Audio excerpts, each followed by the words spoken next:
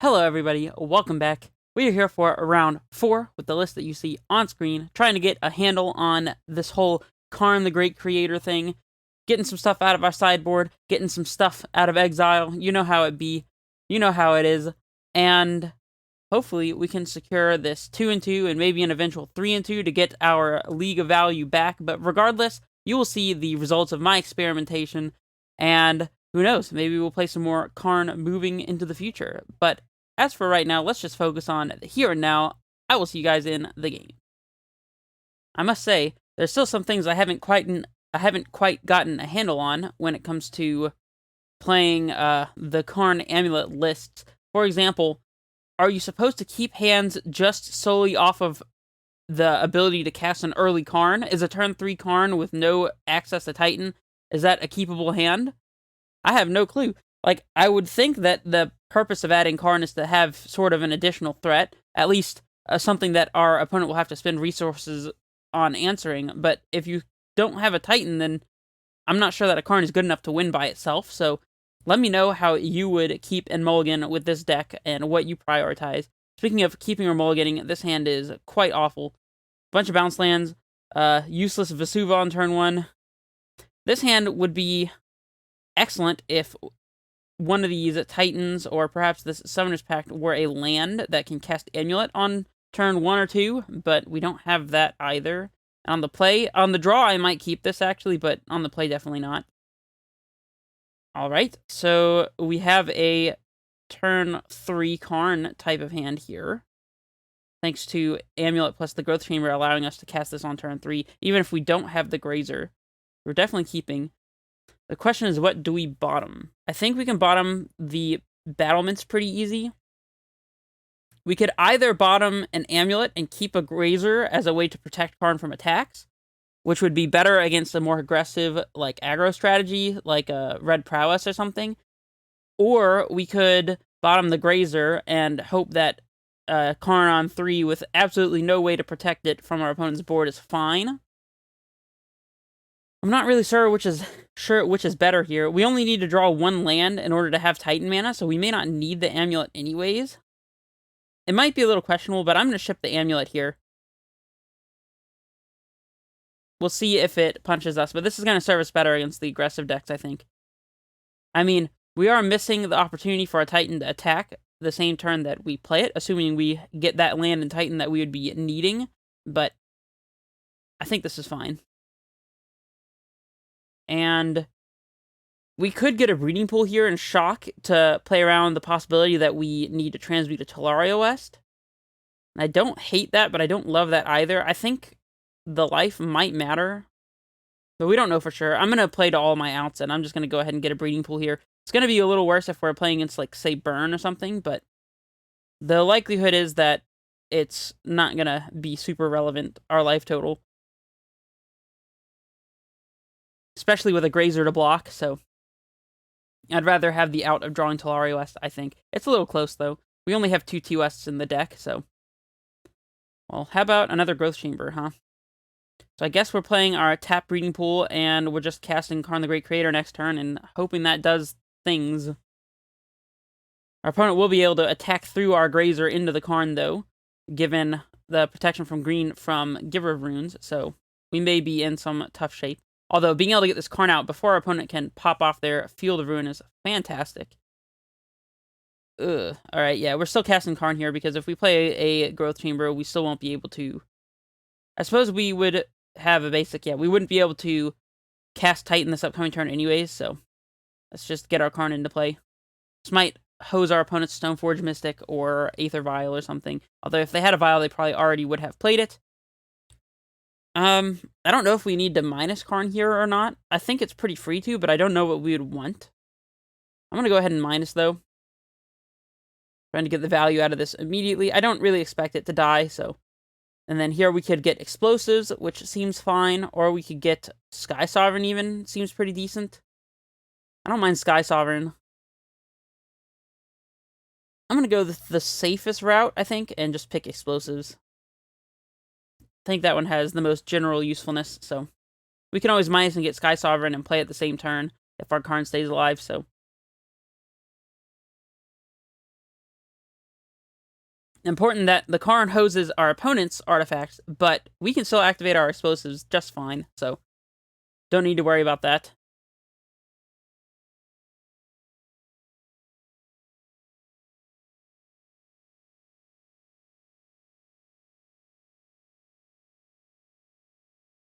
Second field here. It's interesting. Let's see, Archon. So each player can't cast more than one spell each turn. Non-basic lands your opponents control into the battlefield tapped. Okay, well, thanks to our basic force, we can just resolve a Titan here. We also could resolve a Sky Sovereign, and that could be better, depending.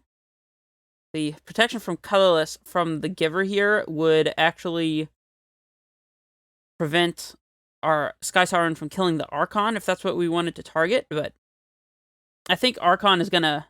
not Archon. I think Sky Sovereign's gonna take over this board pretty easily if we go for that route, and then we have something to plus Karn on, so I think that's the line I want to go for. Let's do it. I'm into it. And because our Grazer happens to have reach, we can actually block our opponent's Archon here. So don't have to worry about that. Suppose they could do something to kill our Grazer, perhaps. But barring that, we'll be pretty decent here.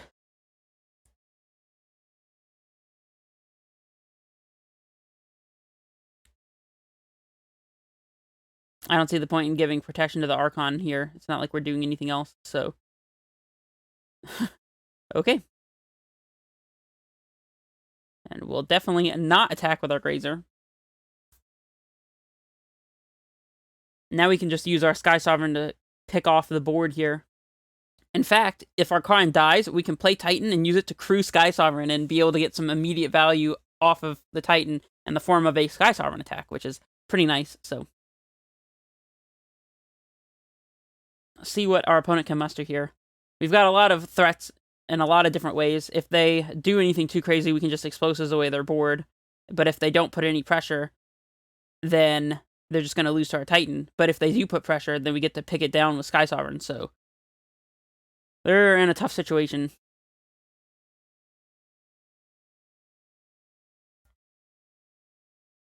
They ghost courted themselves. Interesting. I'm happy to see that. Skyclave Apparition. So this is another of the new cards. 3 mana, 2/2. When enters the battlefield, exile up to one target non-land, non-token permanent you don't control with a converted mana cost 4 or less. When it leaves, then we get to return. We get a XX blue illusion token, where X is the converted mana cost of the exiled card. So they are going to be able to take out Karn here, but luckily for us, we'll be able to crew this Sky Sovereign and get into the skies. So I can't imagine that this game is particularly long for our opponent here. Here is the man himself. Primeval Titan. Let's go ahead and search here. I guess if we wanted to get field, we could have played a land first, but... I think we definitely want a Valakut to set up for our potential Dryad in the future, although they can field it, but if that's how they're spending their mana, then I'm pretty okay with that. And maybe another T-West, just for maximum value going late. And let's crew up this Sky Sovereign here. Had to do it to him, you know? Get boated. And we'll kill the Apparition. I think the one spell a turn thing is actually hurting our opponent more than it's hurting us. And this also gives us an additional threat, so... I say threat as if this 1/1 illusion is doing anything in particular. It's really not, but... I don't know if we even want to play a land here. We might need to hold this bounce land for repeated plays with the Dryad, so... and we already have a T-West in hand. Definitely don't want to play that one, so... despite the fact that our opponent was able to get rid of our Karn there, it did plenty enough of a job.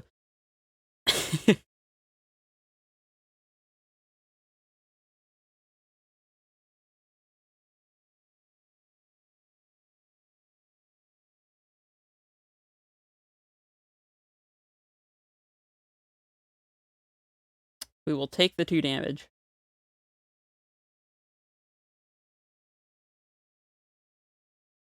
And I don't think if our opponent passes with the white mana up, then it makes sense to try to crew this Sky Sovereign. I suppose it would be free to do so with the Illusion and a Dryad after we play a Dryad, because then they'll need to answer the Sky Sovereign, the Dryad, and the Titan. But just crewing it off of a Titan here doesn't make any sense, because we'd be forgoing the potential attack trigger, which might be more valuable in killing one of their creatures in the first place.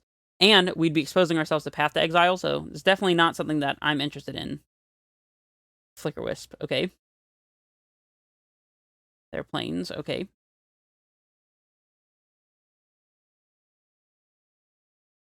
Again, playing into Path doesn't seem... Whoa, we're just gonna get Pathed immediately, huh? Well, let's crew up this Sky Sovereign now. Get a free Sky Sovereign activation here. And we will search, of course.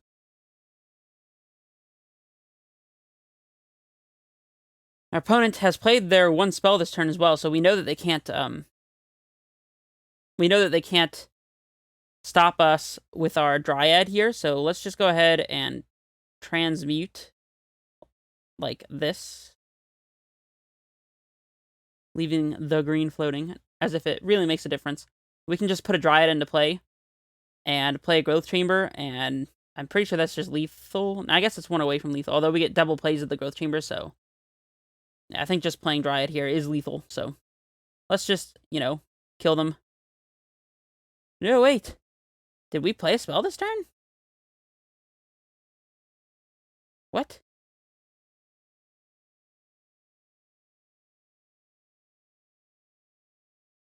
I don't think we play... Oh, we played the Summoner's Pact. Oh, okay.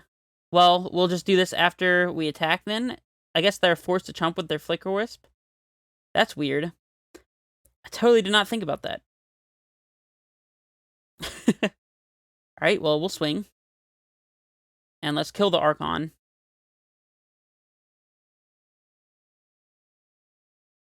They didn't block? Alright, well, now they are dead again.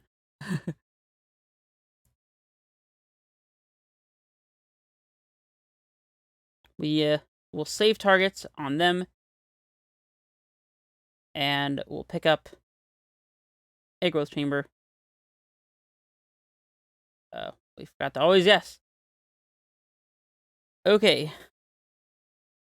Slightly stumbling through this turn here, but it's no big deal. Okay.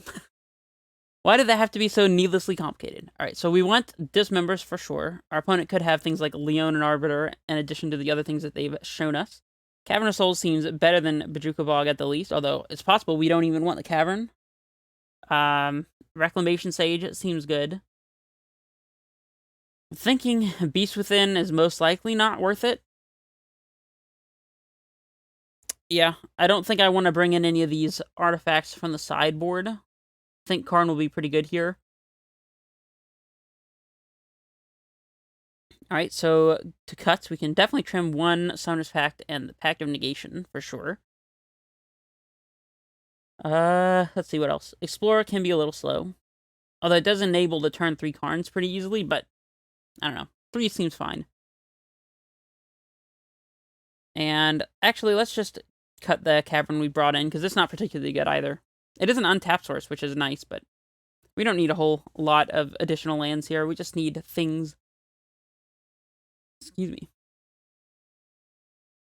That is, assuming our opponent allows us to make our land drops and doesn't just Ghost Quarter us without being able to pay for a Leon and Arbiter.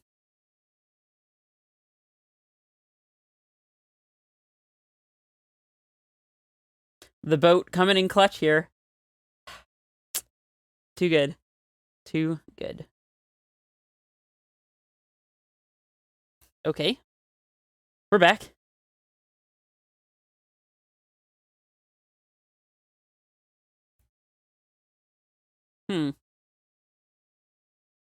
This is a bit of an odd hand. But we get a turn 2 Azusa. We won't be able to hold up mana for a potential Leon and Arbiter, though.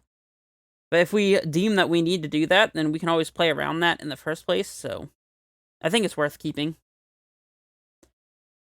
This is Titan mana and a Titan on turn, what, 3, 4, something like that. I haven't done the exact math. Oh, Dismember lets us play around Arbiter quite well, so very happy for that one to be in our hand. Here goes a Grazer.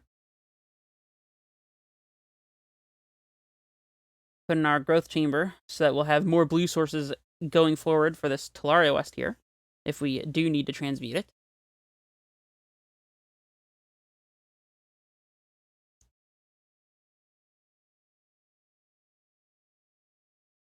I am wondering if we need to worry about something like Damping Sphere.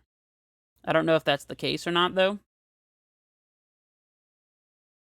Thalia. That one doesn't really bother me. Amulet is interesting. We can't quite play it just yet. Let's shock this one in.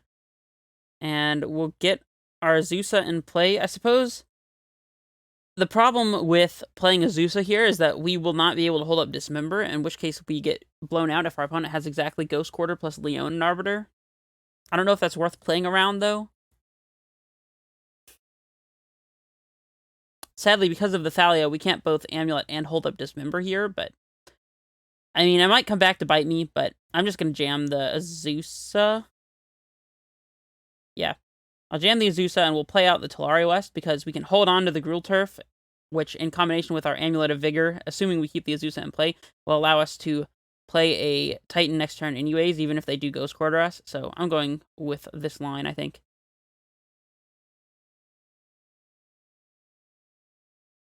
There's the Ghost Quarter.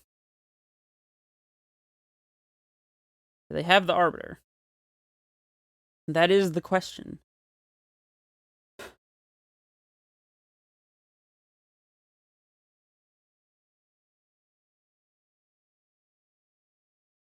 If they do have the Arbiter, we're sadly one short of both Dismembering and playing Amulet and playing Titan. Just kind of awkward.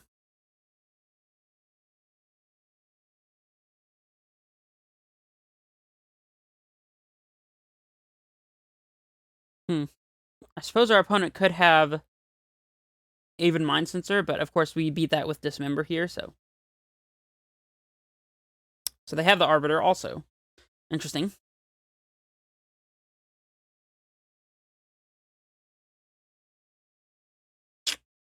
Okay. So we could get a Titan into play without being able to search with it. But then we'd lose it to a path. We could also play Gruul Turf. Let's see, we could play Forest. No, there's no way to transmute Tolaria West this turn. Sadly. Huh. Awkward. I suppose we just need to dismember the Arbiter here. Let's throw out this Amulet. Basic Forest. Gruul Turf.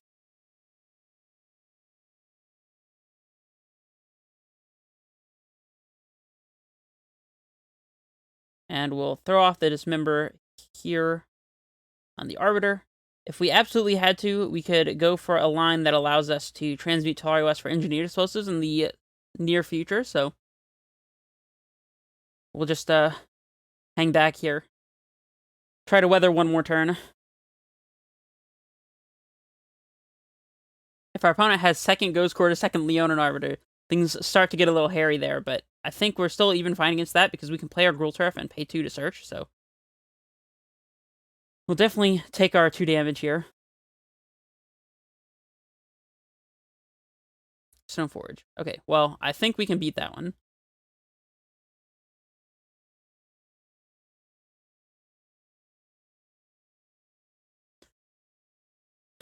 And we just naturally draw the explosives.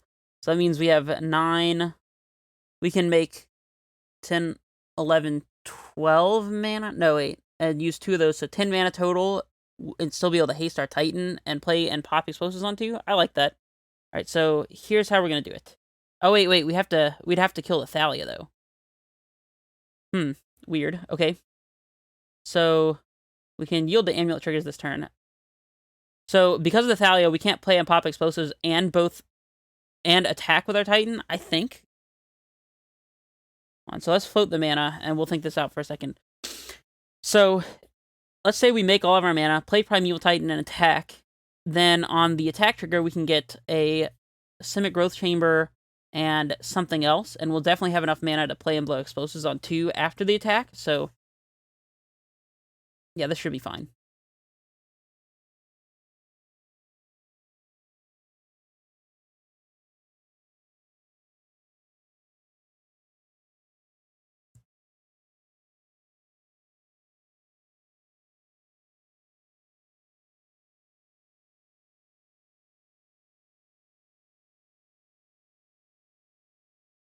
Oh, and they're just going to scoop to the Titan to make it easy for us. But yeah, so the plan here was to get Hanweir plus Valakut and attack, and on the attack trigger get Growth Chamber and perhaps even another bounce land would make sense, so we can pick up the Tolaria West and have that in our hand in case our opponent passes our Titan. And then we could play explosives for green, and one other color like blue, and then that would pay for the 1 tax with the Thalia and the 2 colors on the explosives, and then blow it up with 2 remaining mana, and have a T-West in hand ready to transmute. And I suppose we could, if we got double bounce land, we could just pick up the blue bounce land, like the Simic Growth Chamber and the Tolaria West as the two pickups there, so we could guarantee that we have the mana to transmute, assuming they are able to, assuming they're able to answer our Titan. So anyways, that was the idea. So we managed to secure the 2-2, which is fantastic news. We're at least getting half of our league value back. We're learning. It's a little slow going, trying to get the hang of playing Karn, but we'll see. I will let you guys know how I feel about it in general, if I can make any deterministic or very solid values on how worth it is to be playing Karn. Can't guarantee that I'll have a definitive opinion on Karn just after 1 league, so it might take another league or 2 to really get the feel of whether or not I feel like Karn is a particularly good thing to add to the deck, if it adds anything that the deck did not already have. But anyways, I'll speak to that in the future. Let's just celebrate our win for now, and I will see you guys for the last match of this league. Hope you'll follow me there. This is Redface Menace, signing off.